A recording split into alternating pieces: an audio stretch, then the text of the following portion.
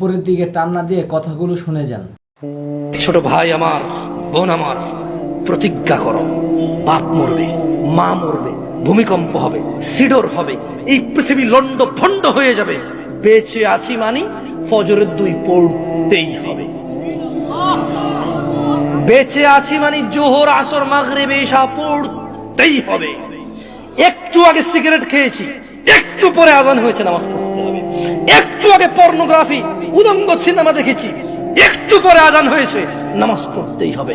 ঘুমের মধ্যে কাপড় চোপড় নষ্ট হয়েছে, মা জানে, বাপ জানে, ভাবি জানে, বোন জানে, সবাই জানে। এখন গোসল করলে সবাই বুঝবে কেন গোসল করছো। সবাই বুঝলে বুঝুক, না বুঝলে নাই। আরে বুঝলেই কি না বুঝলেই কি, আমার কাপড় নষ্ট হয়েছে, গোসল আমার ফরজ হয়েছে, আমি গোসল করবো, নামাজ পড়বো। রাতে আমার ঘুম আসে নাই, বন্ধু বান্ধবের পাল্লায় পড়ে সারা রাত বসে বসে উলঙ্গ ছবি দেখেছি, যা অত্যন্ত ঘৃণিত এবং যা আমার জীবনকে তছনছ করে দেবে, যা আমার জীবনের বরকত নষ্ট করে দেবে, যা আমাকে লাঞ্ছিত অপমানিত করবে, এমন অপরাধে লিপ্ত ছিলাম। কারণ এই জানাবে বিচার যে করবে, যে জানার সাথে জড়িত, সে অপদস্থ হবেই হবে। আখিরাতে তো তার আছেই। এই একটাই অপরাধ জানাবে বিচার, একটাই অপরাধ অশ্লীলতা, যেটা শাস্তি আল্লাহ দুনিয়াতে দিয়ে দেয়। কোথায় দেয়? আখিরাতে তো আছেই। সারা রাত উলঙ্গ ছবি দেখেছো, দেখে নিজের জামা কাপড় নষ্ট করেছো, অপবিত্র করেছো নিজেকে, অসুবিধা নাই। গুনাহ যা হওয়ার হয়ে গেছে, গুনাহ নিয়ে পড়ে থাকলে চলবে না।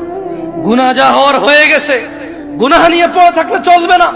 যাও গোসল করো, ফজরে আযান হয়েছে, সালাতে যাও, 2 রাকাত সুন্নাত পড়ে আল্লাহর কাছে ক্ষমা চাও, 2 রাকাত ফরজ পড়ে আল্লাহর কাছে ক্ষমা চাও।